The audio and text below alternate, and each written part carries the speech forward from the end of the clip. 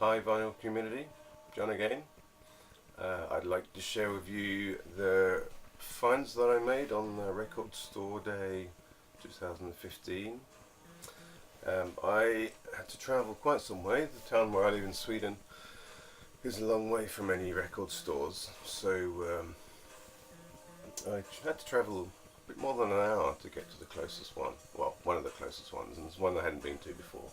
So I went to a town called Orebro in Sweden, and it's a store called Banana Moon Record Store, I guess it's called. And well, I found a few things. Didn't have the best record store day I've ever had, but yeah, not a bad one in general. Perhaps I'll start off at the top. This is one that I picked up. It's a live album by the Beatles at the Hollywood Bowl. I think I paid around about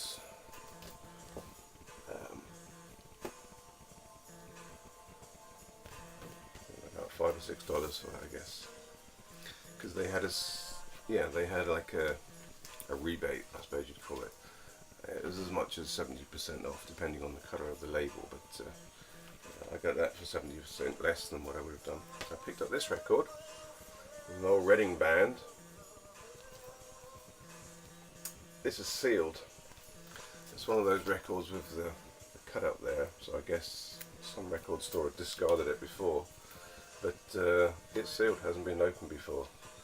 Again, I paid around about $5 or $6 for that. It's the first album by that band, and I've never heard them before, so it's got pretty bad reviews, but still kind of interested to find out how they are.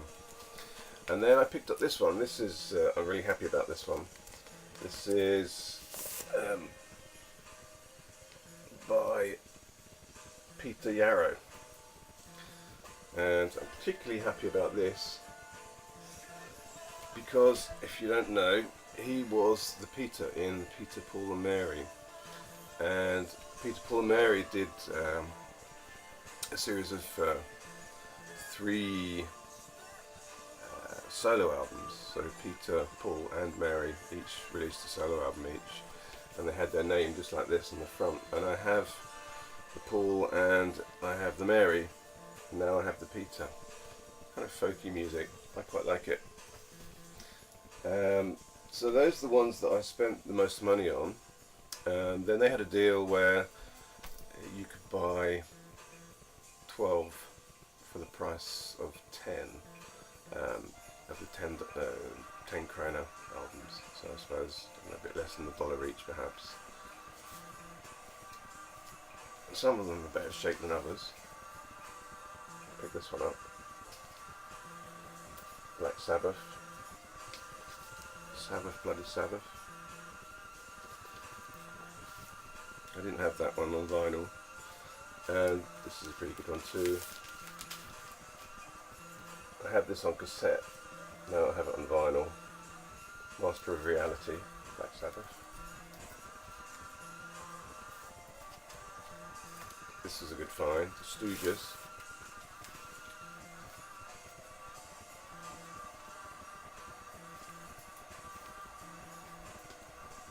Pretty good shape.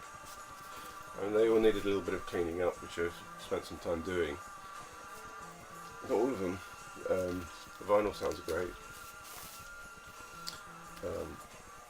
Thin Lizzy, an album called Tighting. This is the American sleeve, I believe, of this particular album. This is a pretty good one. Rolling Stones. Bit of a label there which I need to take away, but otherwise I'm pretty chuffed with that. 10 krona, it's nothing. This is perhaps one of the better ones. Clash, London Calling. I mean, that's a double album, you know, and yeah. at all.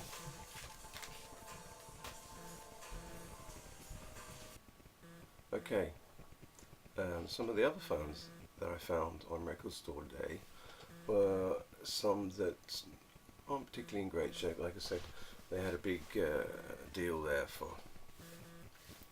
was it 12 records for the price of 10 in the sort of the 10 kroner bins.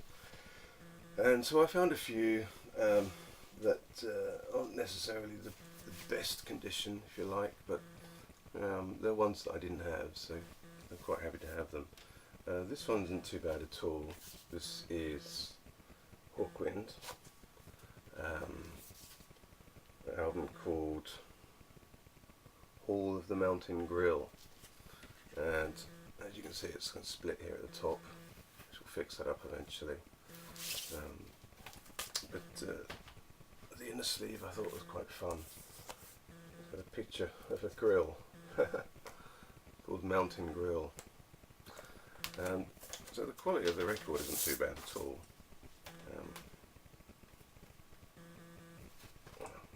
Yeah. I mean, it's not pristine or anything like that, but for 10 kroner, that's a pretty good deal, I think.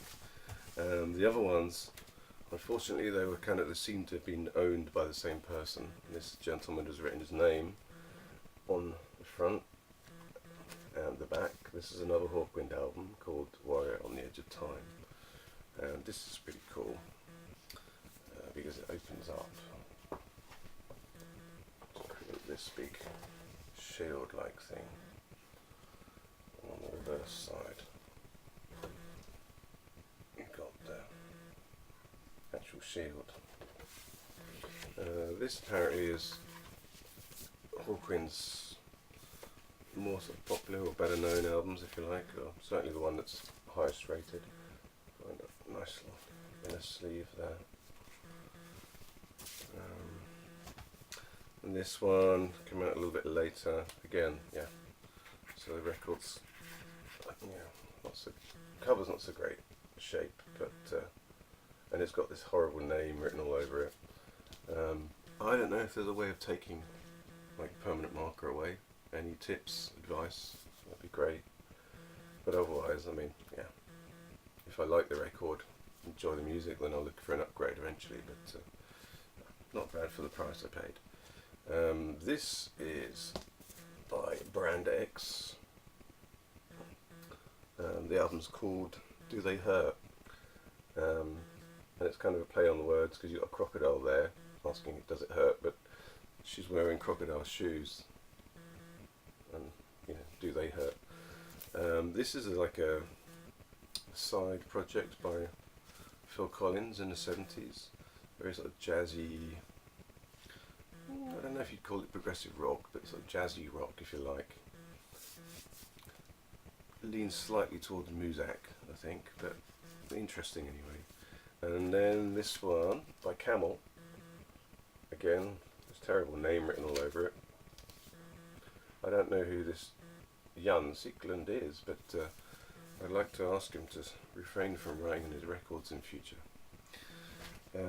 Okay, so that was what I got at the record store. On the way there, because it was quite a long drive to get there, I stopped off in a small village to get some gas, get some petrol. And there was a church hall that happened to be having like a flea market thing going on. And yeah, I picked up some things there too. Two of the things I'm going to show you now. This is by a guy called George Zamfir, or Jorge Zamfir. I can't say his name very well. He plays these panpipes. Now I just recently spoke about this guy in my last video, talking about film soundtracks. He did the soundtrack to a movie called Picnic at Hanging Rock, and yeah, so it's fun to sort of find that by him. And then this one, this is a unusual find. It's a box set. I've said before recently, I don't really do box sets. It's called The Music of Old Vienna. Kind of a funky thing. And I think I paid about 20 kroner for it, 25 kroner I think, something like that. Now it's a 7-record set. Now it's published by the Reader's Digest of all people, and I think it came out something like, I don't know, 1975 it says here. And the things inside, it's basically like a 7-record set of Viennese, mainly Viennese classical music. And I don't listen to a lot of classical music, but if I do, I'd probably listen to it on vinyl, and I'd probably want to listen to it on records that are, such really great shape. I don't know. I can't even see if this has even been played before. Every one of the vinyls is tip-top condition, and it sounds great.